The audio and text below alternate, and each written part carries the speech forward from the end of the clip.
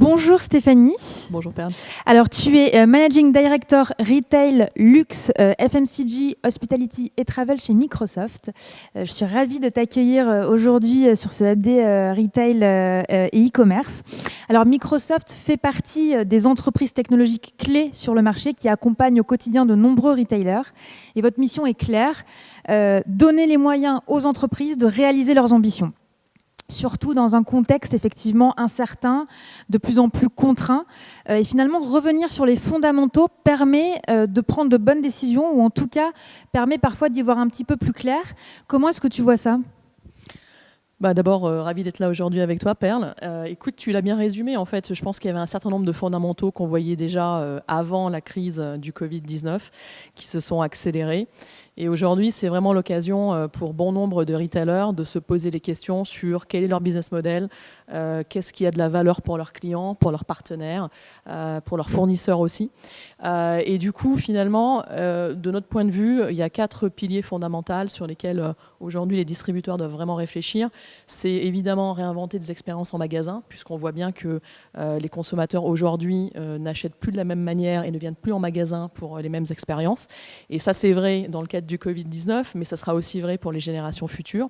On voit aussi que accompagner ses salariés est extrêmement important, parce que qui dit expérience en magasin dit avoir des personnes qui sont capables d'apporter des informations extrêmement précises, qui sont des informations spécifiques à la personne qui est en face d'eux.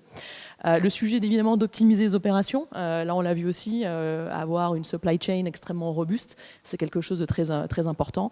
Et puis, évidemment, toujours et encore fidéliser les clients, puisqu'on voit bien aujourd'hui qu'avec l'avènement de l'e-commerce et la montée en puissance de l'e-commerce, il y a un vrai sujet autour de ça encore aujourd'hui. Alors, la crise sanitaire a accéléré de nombreux projets dans les entreprises. Alors, bien sûr, les projets e-commerce en priorité, mais aussi les projets data.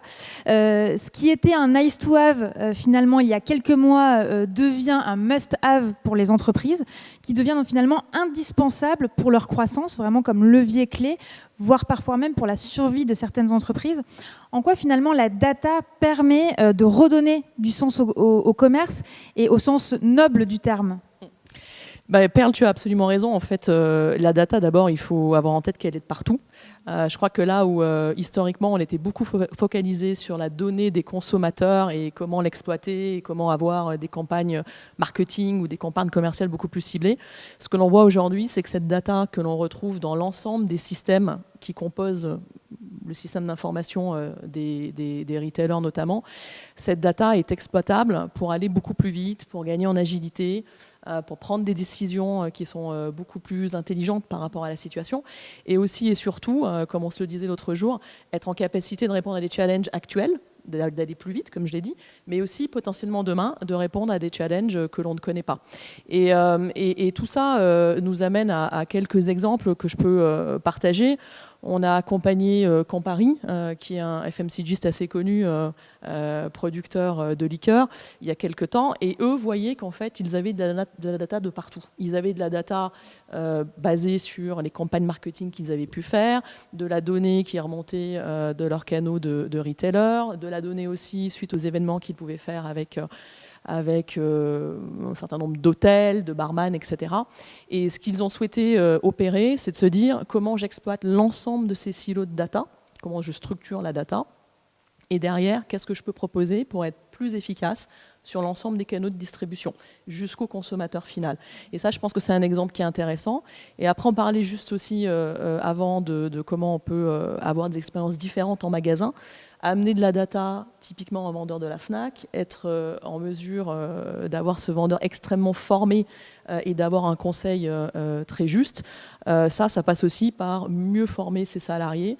Et avec la FNAC, on a eu la chance de mener ce projet à base de réalité augmentée pour pouvoir justement avoir des vendeurs qui puissent projeter les clients dans une expérience différente et eux aussi être extrêmement bien formés aux solutions et aux offres qui sont proposées par la FNAC. Et finalement, d'avoir une expérience qui soit unifiée pour le consommateur et aussi, j'imagine aussi en back-office, d'avoir une vision globale. Tu as complètement raison, c'est-à-dire que très souvent, on a tendance à considérer la data et le client dans les phases amont, c'est-à-dire au moment où on essaie de le tracter dans les magasins ou de le faire acheter sur le site internet. Mais après, on a effectivement aussi toute la suite, et souvent, là où les expériences peuvent être déconnectées et là où les consommateurs peuvent soit vraiment adhérer à la marque ou inversement décrocher de la marque, c'est au moment où en après-vente, les choses ne se passent pas forcément très bien. Et c'est vrai que là, il faut qu'il y ait une logique de bout en bout, une vue 360, puisque il est évident que proposer à un consommateur qui a des problèmes après-vente, lui proposer de nouvelles offres, ça paraît extrêmement challenging. Alors, tu parlais tout à l'heure de l'importance finalement de former le terrain, de former les vendeurs sur de nouveaux services ou en tout cas un accompagnement qui soit vraiment performant. Pour ça, il faut leur donner les moyens, il faut leur donner des outils qui vont vraiment leur permettre de s'inscrire dans cette expérience unifiée. Quels sont les outils, vous, que vous mettez à disposition justement de vos clients chez Microsoft ? Alors en fait, on met un ensemble de services. Donc pour faire simple, on a une plateforme de communication, de collaboration qui s'appelle Office 365, qui va aussi beaucoup plus loin, puisqu'on voit aujourd'hui typiquement avec Teams la capacité aussi à s'ouvrir vers les consommateurs, donc vers les clients des entreprises en question. Dans cette plateforme, on a aussi tout l'aspect et tous les sujets autour de la sécurité. On voit que là aussi, protéger ces données, protéger les données des consommateurs, être complètement compliant avec les règles de GDPR, c'est un sujet qui est extrêmement important. Derrière, ce que l'on voit beaucoup émerger aujourd'hui, c'est des besoins de réponse à des challenges de manière très rapide. Et donc aujourd'hui, on a mis à disposition un outil dans le cadre de notre offre Dynamics qui s'appelle la Power Platform. Je trouve que le nom est assez bien trouvé, puisque le sujet, c'est vraiment de donner du pouvoir finalement aux utilisateurs. Et le sujet là, c'est de se dire qui mieux que finalement les opérateurs de terrain pour savoir de quoi ils ont besoin. Et l'idée, c'est une plateforme de low-code, no-code qui permet à des personnes qui ne sont pas des spécialistes de l'informatique de pouvoir créer assez vite des applications pour répondre à des challenges. On a un exemple, alors qui n'est pas dans le retail par ailleurs, mais avec la SNCF aujourd'hui, cette plateforme leur permet en fait de proposer à leurs différents métiers de résoudre des challenges, le tout en gardant la main et en s'assurant aussi que l'ensemble des données qui sont finalement utilisées ou récoltées au travers de ces applications soient derrière captées pour pouvoir faire des analyses de manière beaucoup plus globale. Ça, effectivement, c'est un retour d'expérience qu'on a aussi globalement sur le FD. Redonner un petit peu la main, enfin, en tout cas donner des outils pour redonner la main au terrain et aux collaborateurs.